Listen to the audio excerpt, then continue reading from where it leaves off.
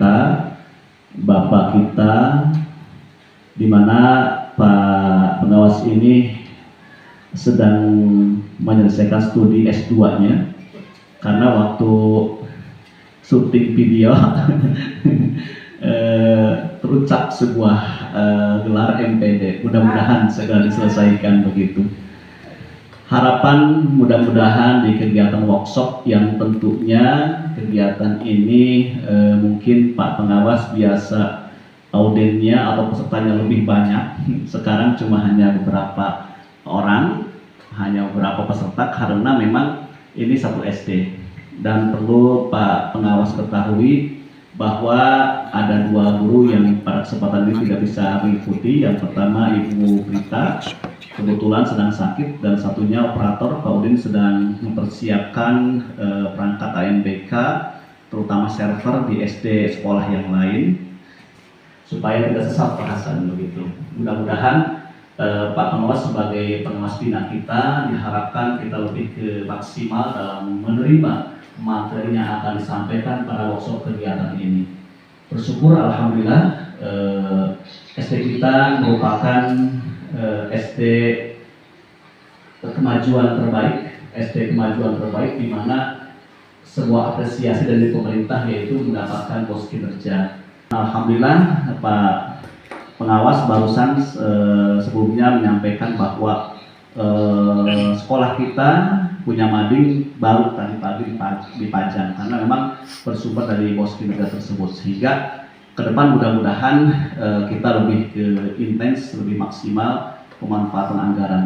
Dan perlu Bapak Ibu ketahui, saya tadi barusan merekap anggaran yang akan nanti dikembalikan kepada kita, kepada Bapak Ibu guru semua, dari A sampai Z, terus masuk nanti kegiatan lomba literasi numerasi juga, itu kita anggarkan untuk bahannya Ibu Elis, jadi Ibu Is, jadi kita lebih ke maksimal lah.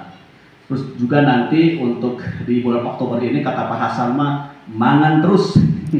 Insya Allah dengan kegiatan ini tentu tidak terlepas dari kegiatan yang katakanlah konsumsi insya Allah selalu ada. Ending dari kegiatan nanti ada gelar karya kita anggarkan secara maksimal, dan mudah-mudahan nanti wastafel diharapkan untuk percepatan Pak Hasan, dan nanti akan kelihatan sisanya berapa gitu Pak pengawas. Mudah-mudahan itu saja untuk sementara gambaran pembuka di workshop siang hari ini. Semoga Bapak Ibu bisa mengikuti sampai akhir. Nanti mungkin di akhir ada sesi tanya jawab, dan Pak pengawas ini mungkin bagi kita tidak asing lagi, mungkin menjadi puntangan kita ketika kita punya masalah di internal sekolah kita. Jadi ketika Abdi punya masalah, ketika Ibu bertanya, Abdi tidak bisa menjawab, nanti saya lemparkan, saya sampaikan lagi kepada Pak pengawas. Itu nanti menjadi tolak ukur barometer kita atau jawaban yang mungkin saat ini kita ragu. Pak pengawas itu menjadi dasar sandaran kita untuk jawaban apa yang Ibu Bapak sampaikan kepada saya, dan mudah-mudahan ke depan akan terbangun sebuah chemistry kerjasama komunikasi yang baik dengan Pak pengawas, dan insya Allah program kita ini didukung oleh Pak pengawas, dan harapan mudah-mudahan Pak pengawas minta arahan bimbingan buat Bapak Ibu, sahabat-sahabat saya di rekan kerja di SDN Banjaran 1. Dan mangga Pak pengawas ingin diapakan ini sekolah Banjaran 1, terutama menyangkut kompetensi guru itu sendiri. Mungkin saja dari saya, Pak pengawas mohon untuk bisa mengisi pada acara workshop ini sampai jam 2, kurang 2 jam. Jangan terlalu lama lah Pak pengawas. Tadi tawarkan pada Ibu Pak Guru mau makan dulu atau workshop dulu, karena Pak pengawas sudah makan dari tadi di pagi sudah, tapi nggak tahu. Mungkin Pak pengawas udahlah dipanggil dulu satu langsung OTW sini, biar bakatnya kirim ke rumah saja. Jadi sekarang belum makan bisa jadi kan gitu. Terima kasih Pak pengawas yang sudah bisa hadir, dan kami serahkan sepenuhnya kepada Bapak untuk bisa memberikan mengisi workshop di siang hari ini. Wassalamualaikum warahmatullahi wabarakatuh. Terima kasih kami sampaikan kepada Bapak Kepala Sekolah SD Negeri Banjaran 1 yang telah memberikan kesempatan kepada kami. Bismillahirrahmanirrahim. Assalamualaikum warahmatullahi wabarakatuh. Alhamdulillah, Alhamdulillahirabbil alamin wa bihi nasta'inu ala umuri ni'matin wassalatu wassalamu ala asyrofil anbiya'i wal mursalin wa ala alihi wa sahbihi ajmain amma ba'du. Bapak Kepala Sekolah yang saya hormati, Dewan Guru SD Negeri Banjaran 1 yang saya hormati, pertama dan yang pertama marilah kita sama-sama untuk memanjatkan puja dan puji syukur Zatillahi Robbi bahwasanya alhamdulillah pada kesempatan ini kita masih diberi beribu-ribu nikmat, utamanya nikmat iman, nikmat Islam, juga nikmat sehat, sehingga alhamdulillah pada kesempatan siang hari ini kita dapat berkumpul di ruangan gedung SD Negeri Banjaran 1 dalam rangka kegiatan IHT dan dalam keadaan sehat walafiat. Bahwasanya pada siang hari ini beliau mengundang saya, dalam arti bukan saya sebagai narasumber, karena yang namanya narasumber itu orang yang betul-betul ahli di bidangnya. Namun ini hanya sedikit pengetahuan yang saya terima, yang insya Allah mungkin kita sama-sama sharing dengan Bapak dan Ibu Guru yang ada di SD Banjaran 1, juga Bapak Kepala Sekolah. Kebetulan SD Banjaran 1 ini alhamdulillah di Kecamatan Sumberjaya hanya 2 sekolah yang mendapat kesempatan dari pemerintah sehubungan dengan kinerja dari 2 sekolah tersebut betul-betul memenuhi harapan daripada pemerintah, utamanya dalam pengadministrasian di bidang keuangan, yaitu dalam keuangan BOS. Kebetulan administrasi BOS SD Banjaran 1 dengan SD Logikomum 1 itu 2 sekolah yang betul-betul bagus dalam pengadministrasian, sehingga pemerintah memberikan suatu kehormatan, memberikan boskin, yaitu yang mana boskin ini hanya diperuntukkan untuk dalam jangka waktu 1 bulan ya Pak Kepala. Nah, dalam jangka waktu 1 bulan ini jumlah uang yang dikucurkan dari pemerintah itu harus direalisasikan dan diwujudkan dalam jangka waktu 1 bulan, dan mudah-mudahan bulan berikutnya juga secara kontinu mendapatkan bantuan seperti itu. Dan dengan terobosan-terobosan Pak Kepala ini di kegiatan hari ini bisa meningkatkan khususnya kinerja, kemudian di bidang pengadministrasian, sehingga ya bisa mewujudkan cita-cita yang diharapkan. Apalagi kalau saya lihat Kepala Sekolah SD Banjaran 1 ini betul-betul orangnya yang sangat supel, kreatif, sehingga apapun yang informasi yang diperoleh baik dari Dinas Pendidikan Kabupaten Majalengka maupun dari pusat, dia selalu mensupport, dalam arti selalu ingin mengikuti. Dan alhamdulillah pada tahun kemarin beliau itu mendapat penghargaan dari Bupati melalui Dinas Pendidikan, salah seorang kepala sekolah yang mempunyai inisiatif guru kepala sekolah yang inovatif. Dan mudah-mudahan tahun ini juga Pak Kepala silakan ikut lagi ke jenjang itu, karena tidak terbatas karena saya mah sudah, tidak. Jadi semua mendapat kesempatan. Bahkan kalau bisa jangan Kepala SD Banjaran 1 saja, yang lainnya juga kalau bisa mah silakan ikut, juga Bapak dan Ibu Guru. Dan informasi berikutnya Pak, maaf ini sebelum ke materi, kemarin itu saya buka link dari pusat, itu pengumuman tentang guru praktek. Guru praktek itu begitu dicari-cari Sumberjaya juga tidak ada yang masuk. Diharapkan ibu yang masuk, ternyata tidak ikut katanya gitu. Kalau ibu mau ikut, insya Allah ibu masuk. Karena di Sumberjaya, di Loimudi hanya 1 orang, itu ibu istrinya Pak Edi.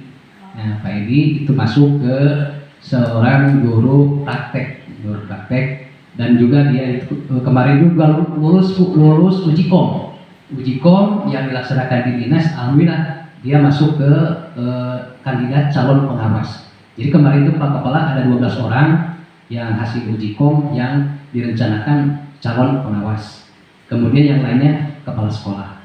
Jadi kami dengan Pak Haji Haris itu mengharapkan ibu, cari-cari ibu nggak ada. Kemarin pas ketemu di kantor, betul ibu tidak ikut katanya. Aduh, sayang sekali. Tapi mudah-mudahan kedepannya bisa diikuti, dan alhamdulillah di Banjaran 1 ini Pak Yusuf juga sudah sebentar lagi akan menyelesaikan proses CPG-nya, dan tahun depan bisa ikut untuk mengikuti uji kom. Nah, uji kom ini hasilnya nanti untuk mempersiapkan, satu untuk kepala sekolah Bu, kedua untuk pengawas. Karena pengawas di Kabupaten Majalengka ini semakin kesini semakin habis Bu. Bahkan tahun depan itu ada 9 orang yang pensiun. Sekarang alhamdulillah ada penggantinya 12 orang yang nanti mungkin sebelum Bapak Bupati lengser dari jabatannya akan diberi istrenan, akan dibagikan SKK katanya bersamaan dengan P3K tahap 4. Yang mana P3K tahap 4 ini juga pada bulan ini sedang melakukan proses pendaftaran. Dan kebetulan di tahap 4 ini ada 2 jalur Bu. Barangkali ada saudara yang belum bisa masuk, ada jalur khusus dan jalur umum. Kalau jalur khusus itu memprioritaskan P1, P2, kemudian mereka yang masuk kategori yang belum terekrut itu silakan masuk. Yang penting ada syarat-syarat yang sudah dipenuhi. Yang kedua itu melalui jalur umum. Nah, kalau jalur umum ini sama untuk P3K. Itu yang belum masuk ke persyaratan di jalur khusus. Itu ada.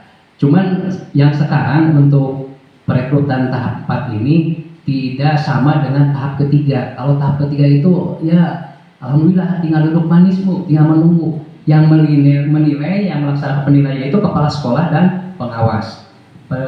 Kepala sekolah sekian persen, pengawas sekian persen. Jadi si peserta itu tinggal duduk manis, tinggal menunggu. Alhamdulillah semua lolos. Cuman yang sekarang yang tahap 4 agak nah ya, karena harus melalui tes dulu. Bahkan tesnya juga kebetulan di Majalengka tidak ada tempat untuk melakukan tes. Yang mendapat kesempatan tempat untuk dijadikan tes itu ada Sumedang, Indramayu, Cirebon, dan Kuningan. Nah, kebetulan untuk Majalengka mencari tempat yang paling dekat mungkin di Indramayu. Dan di Cirebon. Cirebonnya di BKN Bu, kantor BKN. Cuman sampai sekarang belum ada rekomendasi kepada peserta surat nomor untuk mengikuti tesnya. Nah, mudah-mudahan dalam jangka waktu tidak lama lagi bisa dilaksanakan. Soalnya tahap jalur khusus, kalau jalur khusus sudah ditutup, kalau jalur umum jalur umum itu sampai tanggal 9 masih ada waktu. Baru kemarin 2 hari ke belakang ditutup tanggal 9. Jadi memang ke belakang itu belum bisa dibuka, sehingga termasuk anak saya juga Pak merasa galau karena ke P1 tidak masuk, ke tahap 2 yang melalui jalur umum juga tidak masuk. Ternyata baru dibuka pada hari kemarin. Dan sekarang sudah memasukkan, sudah mengupload segala persyaratan, tinggal menunggu surat rekomendasi tempat untuk pelaksanaan tes. Nah, itu mungkin Bu untuk sementara informasi yang perlu dan patut diketahui oleh Bapak dan Ibu. Barangkali ada saudara atau ada keluarga yang belum ada kesempatan untuk daftar ke jalur khusus, semangat, ada jalur umum mumpung ada waktu sampai tanggal 9. Itu. Baik Bapak dan Ibu, juga Bapak Kepala Sekolah yang saya hormati, dalam kesempatan ini sesuai dengan permintaan dari Bapak Kepala Sekolah bahwa dalam kegiatan pelaksanaan realisasi dari kegiatan Poskim ini diantaranya harus ada kegiatan-kegiatan yang sifatnya bisa menghasilkan suatu produk. Dan ini juga mudah-mudahan nanti selesai kegiatan ini silakan Bapak dan Ibu bisa membuat suatu produk yang mana ini produk ini adalah memang garapan Ibu sehari-hari. Nah, di sini kami mengambil judul merancang pembelajaran atau menyusun TP dan ATP. Nah, sebelum ke materi kita kilas balik sebentar Bu, karena yang namanya kurikulum ini selalu berubah-ubah. Kalau tidak lupa seingatan saya itu tahun 84 itu ada kurikulum yang mengacu ke dalam GBBP. Mungkin Bapak Kepala tahu GBBP dulu tahun 84 atau Ibu yang kesepuhan pernah mengalami ya Bu, dalam membuat satuan pelajaran itu kita mengambil dari GBBP, garis-garis besar program pendidikan. Nah, di sana itu ada TU, ada TIK, kemudian ada langkah-langkah KBM, ada evaluasi dan ada tindak lanjut. Nah, sebetulnya rancangan sekarang juga sebetulnya sama seperti itu, cuma namanya saja yang beda. yang mulai dari ATP, kemudian dari CP, kemudian timbullah modul. Nah, modul itu sama dan kaitannya dengan satuan pelajaran kalau dulu. Sekarang namanya modul dalam kurikulum Merdeka. Nah, ketika itu dalam kurikulum 84 itu satuan pelajaran itu kami terakhir mengalami yang namanya 10 komponennya, Bu. Ibu pernah tidak mengalami 10 komponen, 10 langkah dalam membuat satuan pelajaran? Itu pernah dialami ketika saya melaksanakan PPL tahun 84. Karena alhamdulillah dari SPG dulu tuh Pak. Saya dari SPG, karena di SPG itu betul-betul digembleng dalam pembuatan MMP.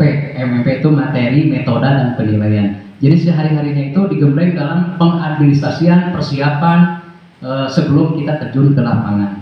Jadi betul-betul dulu itu yang namanya lulusan SPG itu betul-betul menyiapkan tenaga pendidik yang siap pakai. Siap pakai dalam arti kita masuk ke kelas, persiapan alat-alat yang harus disiapkan itu sudah siap. Mulai dari alat peraga, satuan pelajaran, kemudian program semester, agenda harian, dan lain sebagainya. Itu betul-betul dulu mah gitu. Tapi ya sekarang juga kalau bisa ya jangan seperti itu ya Pak. Harus seperti itu kalau bisa.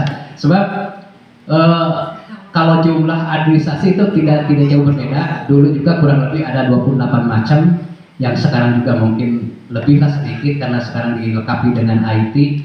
Itu ada lebihnya sedikit. Kalau dulu betul-betul secara manual, dibuat secara manual, satuan pelajaran manual, ya Bu, Ibu pasti mengalami. Saya juga pernah mengalami Bu seperti itu. Jadi sebelum masuk kelas itu, ke kelasnya nggak kayak gitu, alat peraga, satuan pelajaran, agenda harian, gitu ya.